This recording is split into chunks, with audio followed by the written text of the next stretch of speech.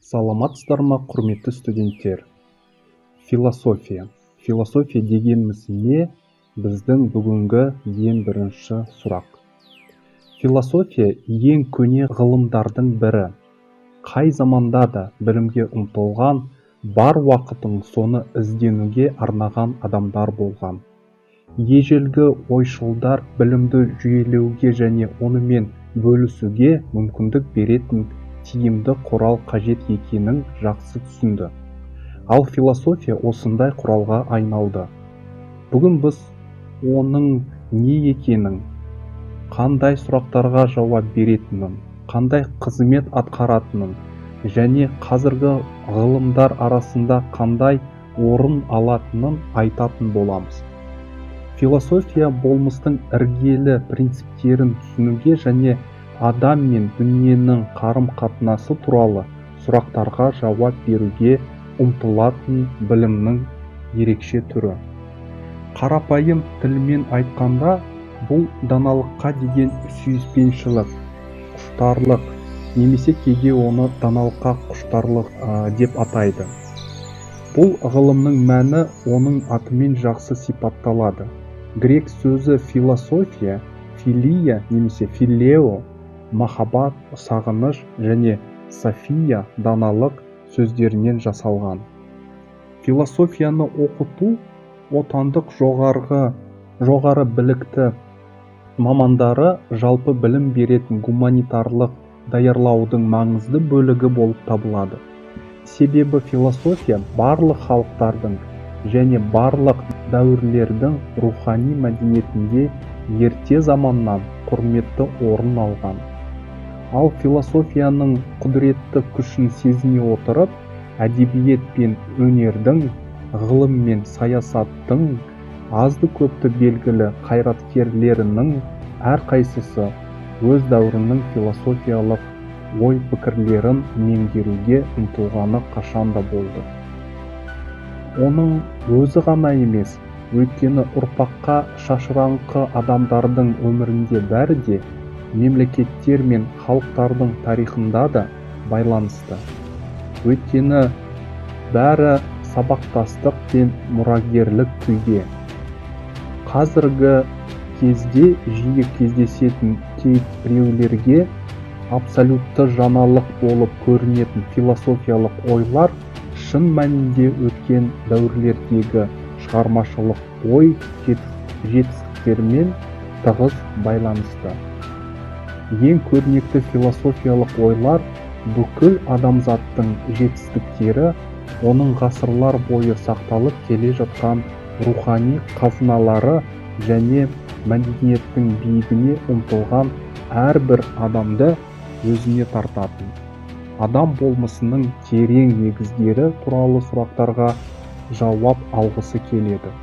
Сондықтан адамзаттың рухани тәжірибесін жалпылай отырып, философиялық ойларды меңгеру ежелден жоғары білім берудің маңызды бөлігі болды. Философия термині грек тілінен шыққан. Зерттеушілер оның алғаш рет қолданылуын ежелгі грек философы және математигі Пифагорға байланыстырады. Ол тек Құдай ғана данышпан, ал адам тек философ, яғни даналықты сүйетін бола алады деп есептеген. Философтар даналыққа бейім, соған қарай ұмтылатындар. Ал данышпандарды халық арасында қашанда құрмет тұтқан. Даналыққа нұрланған адамның қандай да бір жоғары даналыққа ие екендігіне баяғы заманнан бері әркім өз тәжірибесінен көз жеткізген. Философияны дүниетанымның белгілі бір түрі ретінде көрсету дәстүрі де кең тараған. Дүниетаным деп әлемде және ондағы адамның орнына, адамның өзін қоршаған шындыққа және өзіне деген қатынасы туралы жалпы көзқарастар жүйесін атау әдетке айналған. Бұл өмірдің мәні, адам өмірінің мақсаттары туралы ең жалпыланған көзқарастар. Бұл жерде сөз әрине көру мағынасындағы көзқарас туралы емес, тұтастығымен, азды-көпті толықтығымен, сондай-ақ адамға оның мүдделері мен ұмтылыстарына қатысты белгіленген білімнің белгілі бір түрі туралы. Дүниетаным ретінде философия идеясы оның барлық басқа ерекшеліктерін ескеруге көбірек мүмкіндіктер береді. Мысалы, ғылым әлі қалыптасу кезеңінде және дүниетанымдық рөл атқармаған кезде философия дүние туралы білімдегі барлық ұтымды байсалдылықты бейнеледі. Ал ғылым беделге ие болып, өз тұжырымдарымен қоршаған әлем туралы білімнің барлық дерлік корпусын толтырған кезде, философия әлі де өзінің идеялық мәнін сақтап қалды. Өйткені ғылым әлемдегі адамды қызықтыратынның бәрін сарқып тастамайды. Сонымен философияны дүниетанымның бір түрі ретінде дәлірек айтсақ. Философияның объектісі мен пәні. Зерттеу объектісі ғылымды қызықтыратын объективті шындықтың белгілі бір бөлігі. Зерттеу пәні зерттелетін объектінің қасиеттерін түсінуге мүмкіндік беретін процесс немесе құбылыс. Мысалы, социологияның зерттеу объектісі қоғам, ал пәні қоғамдағы қатынастар. Сонымен философияның ішінде үш объект бар. Ол табиғаттың өзі, адам және қоғам. Белгілі бір адамдардың дербес қызметі ретінде философия ежелгі шығыс елдерінде, Қытайда, Индияда, тағы басқа елдерде, кейінірек антикалық дәуірінде ежелгі Греция топырағында қалыптаса бастаған. Бірақ оның түпкі туындайтын түбірі адамдардың әлемдегі айрықша болмысында, дүниеге өзіндік қатынасында жатуы тиіс. Ол қатынас жануарлардың өзін қоршаған табиғи ортаға қатынасынан мүлдем өзгеше. Жануарлар табиғат дамуының төл туындысы, белгілі бір географиялық ортамен тікелей үйлескен, олар өздерін табиғаттан бөліп, оған бір бөгде күштей сырт қатынас жасай алмайды. Сондықтан олар үшін табиғатты игеру, оны түсіну, ішкі сырына қанығу мәселесі тұрған жоқ. Ал адамдар болса, ортаға тікелей бейімделудің нәтижесінде емес, сол ортаны игеру қызметінде табиғатпен тікелей байланыстан гөрі оған дәнекерлі құрал-саймандар арқылы өзара қоғамдасу арқылы қатынасады. Бұл процесс өзі атқаратын іс-әрекеттерді де, оның өзгертетін объектісін де және арқысында өзінің де не немесе кім екенін де белгілі дәрежеде түсіне білуді де қажет етеді. Осыған орай адам табиғатқа, жалпы әлемге солардың тек ішінде тұрған ғана емес, олардан біршама бөлектелген, оқшауланған әрі бір сырт күштей қатынас жасай алады. Сол арқылы ол өзін де өзгертіп, өзінің мүмкіндіктерін ортаның мүмкіндіктерімен ұштастыра білу керек болғандықтан, өзіне де сыртқы көзбен қарай алады. Бұл әрине адамдардың тарихында өзгере беретін жағдай. Айтылмыш жағдай адамның әлемдегі алатын орнын, оның өмірінің түпкі мәнін, оның кім немесе не болатындығын, болуы керектігін алдын ала шешілген, онсыз-ақ онан бұрын-ақ анықталған нәрсе етпейді. Керісінше, оның барлығын адамның өз шешуін, өзі анықтауын керек етіп тұрады.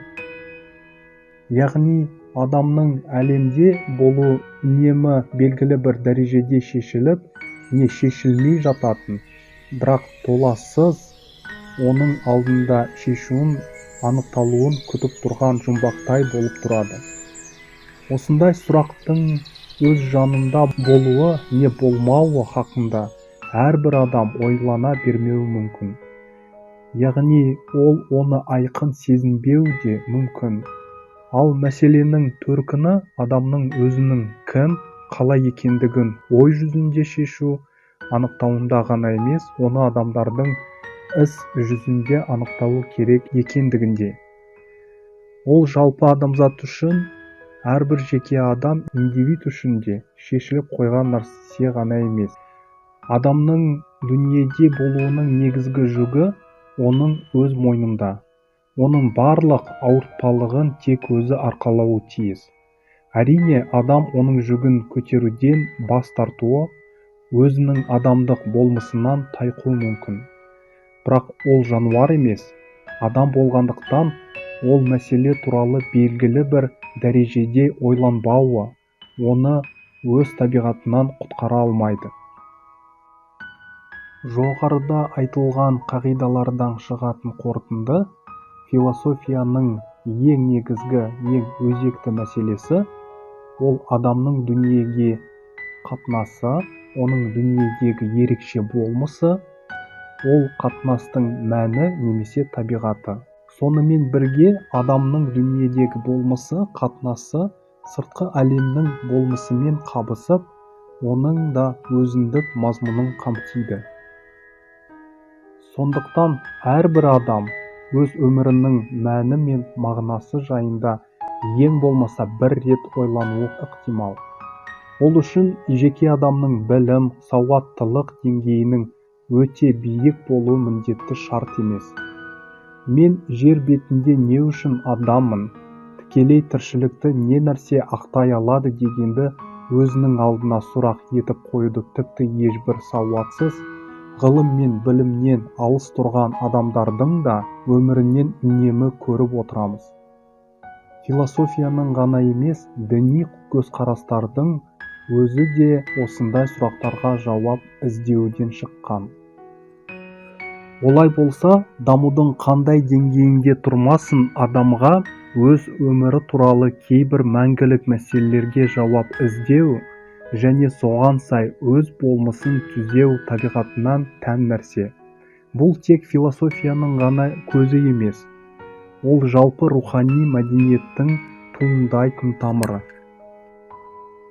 Қай халықтың болмасын, байырғы кезеңдерін алып қарасақ, белгілі бір рухани қазына жасайтыны белгілі. Ол әлі жазуды білмейтін замандардың өзінде туған. Алғашқы мифтер, жырлар мен ертегілер және тағы басқа әлем туралы, адам өмірі туралы белгілі бір түсініктен, адамдардың әлемдегі болмысынан белгілі бір хабар береді. Тіпті әлемге өз болмысының түсініктемесі болуға бағышталған. Қорыта айтқанда, философия басқа да рухани қызметтің түрлері секілді адамның өзі өшпей тұрғанда өшпейтін түпкілікті мұқтаждықтардан туады. Егер философиялық ой шешу әрбір қалыптасқан ойлауға қабілетті адамда белгілі деңгейде немесе соның нышандары түрінде бар болатын болса, онда ол неліктен және қандай жағдайларда оқшауланып адамдардың азғантай бір тобының айрықша қызметіне айналады. Рухани қызметтер де соған орай жан жақтыланып, оның әртүрлі салаларында олармен айрықша айналысатын адамдар шығуы хақ. Оның алғашқы нышандарын қауымдық қоғамның ыдырау дәуірінде де байқауға болады. Бірақ рухани қызметтің басқа түрлерінен философияның қандай өзгешеліктері бар? Ең алдымен оны ғылымнан ажыратып алған жөн. Философия және ғылым. Философия ғылым ба, әлде рухани қызметтің өз алдына дербес саласы ма? Осындай деген мәселе әлем философиясында көп талқыланған. Батыс Европаның философиялық ой тарихында оны көбінесе ғылым саласына жатқызатын, тіпті оны ғылымдардың ғылымы деген көзқарас басым болды. Мысалы, марксистік философиясында осы жөнінде екі ұштылық байқалады. Бірінде философия ғылымнан бөлек, өз алдына қоғамдық сананың формасы деп танылса, басқа көп еңбектерде Маркс, әсіресе оның шәкірті Энгельс, философияны, оның ішінде диалектиканы даусыз ғылымға жатқызады. 20 ғасырда, бірақ батыс ойшылдарының көпшілігі дерлік философияны ғылымнан бөлек, бөгде рухани сала деп түсінуге ойысты. Ең алдымен философияны ғылымға жақындастыратын жақтары қандай? Ғылым сияқты философияда өз қағидаларын фактілермен де логикалық уәждермен, дәлелдермен негіздеуге ұмтылады. Өте сирек, кейбір ойшылдардың жүйесінде ғана айтылатын қорытындылар әлемге жар салғандай, өзінен өзі тікелей айқын, дау тозбайтын ақиқаттардай жарияланады. Бұл философияда жалпы бар қасиет, бірақ философиялық түзеудің бірден бірі жол емес. Сонымен қатар философияны айрықша өзгеше ететін ерекшелік, өзінің біршама ұзақ тарихында барлық философиялық системалар бірін-бірі толықтырып, жалғастыратын тұтас бір жүйеге айналған жоқ. Әрбір философиялық система тұйықталған әрі аяқталған басқа системалармен толық бірге алмайтын көзқарастардың жүйесі. Тарихта сақталған әрбір ірі философиялық жүйе өз алдына бір әлем. Кезінде неміс философы Гегель осы фактыны мойындамай, әртүрлі философиялар жоқ, тек бірін-бірі толықтыратын, өзара үйлесімге келуіне болатын бірақ философия бар деген еді. Философияны, әсіресе оның логика саласын ғылым дәрежесіне жеткізуге ол барлық күшін сарып етті. Негізгі шығармасын логика ғылымы деп атады. Бірақ барлық философиялық жүйелерді олардың әрқайсысында ақиқаттың негізі бола тұра бір тұтас ілімге айналдыру мүмкін болмады. Оның себебі философия мен ғылымның әрқайсысының табиғаты тым әртүрлі. Мысалы, физиканың Ньютон негізін салған классикалық физика кейін кванттық физиканың құрамды бөлігі ретінде сақталады. Оның ашқан заңдылықтары теріске шығарылған жоқ, бірақ ол заңдылықтар кванттық физиканың ашқан кең ауқымды заңдарының ішіндегі соларға бағынышты заңдар болып шықты. Яғни олардың әрқайсысы өз алдына дербес ғылым бола алмайды, бір физика ғылымын құрайды. Философияның тарихында Платонның, Аристотельдің, Декарттың, материалистердің, Жан-Жак Руссоның, Иммануил Канттың, Гегельдің және тағы басқа позитивистік әртүрлі ағымдардың кейбіреулері дүниеге жаңа система келумен бірге жоғалмайды. Жаңа система бұрынғыны бойына түгелдей сіңірмейді.